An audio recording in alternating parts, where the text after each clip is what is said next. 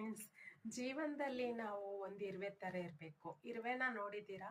ಯಾವತ್ತಾದ್ರೂ ಅದು ಕೂತ್ಕೊಂಡು ಓವರ್ ಥಿಂಕ್ ಮಾಡಿಕೊಂಡು ಲೈಫ್ನ ಲೀಡ್ ಮಾಡ್ತಾ ಇರೋದು ನೀವು ನೋಡಿದ್ದೀರಿ. ಇರುವೆ ಓಡ್ತಾನೆ ಇರುತ್ತೆ. ಅದು ನಿಂತಿದೆ ಅಂದರೆ ಅದು ಸತ್ತೋಗಿದೆ ಅಂತಾನೆ ಅರ್ಥ. ನೀವು ಅದ್ರ ಮೇಲೆ ಒಂದು ಗೆರೆ ಹಾಕಿ ಅದು ಸುತ್ತಮುತ್ತ ನೋಡ್ಕೊಂಡು ಬೇರೆ ದಾರಿ ಚೂಸ್ ಮಾಡುತ್ತೆ, ಬೇರೆ ದಾರಿ ಹೋಗೋಕ್ಕೆ ಟ್ರೈ ಮಾಡುತ್ತೆ.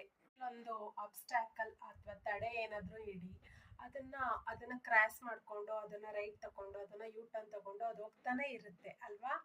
ಏನೇ ಆದ್ರೂ ಅದ್ರ ಗೋಲನ್ ಮಾತ್ರ ಅದು ಬಿಡಲ್ಲ. ಅದು ಮತ್ತೆ ಹೋಗ್ಬಿಟ್ಟು ಅದ್ರ ಲೈನ್ನ ಅದ್ರ ಗೋಲ್ನ ರೀಚ್ ಆಗೇ ಆಗತ್ತೆ. ಅದ್ರದ್ದೇನ್ ಪರ್ಪಸ್ ಇರುತ್ತಲ್ಲ ಅದನ್ನ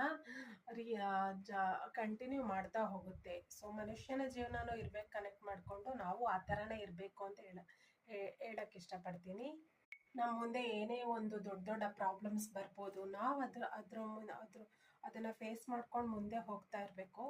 ನಾವು ಅದು ಬಂತು ಅಂತ ಸ್ಟಾಪ್ ಆಗಬಾರ್ದು ಅಲ್ವಾ.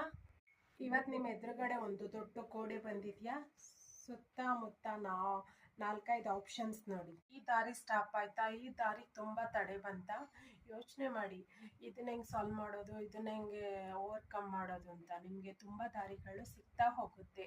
ಅದನ್ನ ಹಿಡ್ಕೊಂಡು ಮತ್ತೆ ಕಂಟಿನ್ಯೂ ಮಾಡಿ.